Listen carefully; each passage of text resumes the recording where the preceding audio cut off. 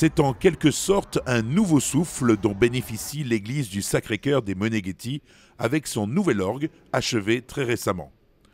Cette église du diocèse de Monaco, datant de 1929, trop méconnue de la population monégasque, vaut le détour. En 2014, ces extraordinaires fresques réalisées par le peintre Filippo Franzoni ont été rénovées. 500 mètres carrés de plafond en peinture marouflée ont été choyés par les équipes œuvrant habituellement au Louvre et à Versailles. Il y a cependant une place privilégiée de la musique dans la liturgie. C'est l'art privilégié de l'Église. On ne compte plus les milliers d'œuvres composées pour la gloire du Seigneur. C'est donc tout logiquement qu'il fallait, pour parfaire la rénovation de l'église du Sacré-Cœur, un instrument à la hauteur de sa beauté.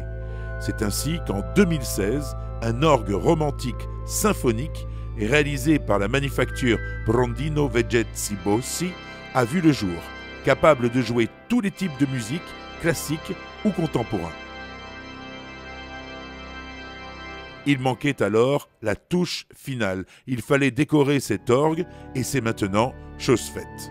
Laissons la parole à l'instigateur du projet, l'organiste titulaire du Sacré-Cœur, Jean-Christophe Ornag. Ah oui, cet orgue, c'est mon grand bébé, hein. C'est un instrument que j'ai voulu dans une esthétique qui permette d'aborder tous les répertoires. Donc c'est un instrument de 3 claviers avec une quarantaine de jeux. Il y a aussi un clavier spécial pour enregistrer les cloches et un jeu de célesta. Alors il y a toute une étude décorative qui a été réalisée avec la manufacture, avec le père Olivier Mathieu, pour bien sûr voir et définir quels éléments de décor il fallait retenir. Et donc il y a donc une étude bien précise où chaque élément a sa place et aussi de manière symbolique. Une telle réalisation n'aurait pu aboutir sans la volonté des 3 curés qui se sont succédés, mais aussi et surtout sans le soutien financier d'abord du gouvernement princier à travers la direction des affaires culturelles et des généreux donateurs. Pour en citer quelques-uns, mesdames Marina Paoletti et Lucette Milo, madame Ferrucci ou encore madame Baramini. La kermesse annuelle de l'église a aussi contribué à cette réalisation. Une magnifique église, un orgue incroyable, une fierté pour le curé de la paroisse, l'abbé Fabrice Caillol. C'est vrai que c'est un événement important parce que je dirais que l'orgue est ce qui donne le souffle, je dirais, à l'édifice, ce qui lui donne sa vie. Le son de l'instrument remplit tout l'édifice.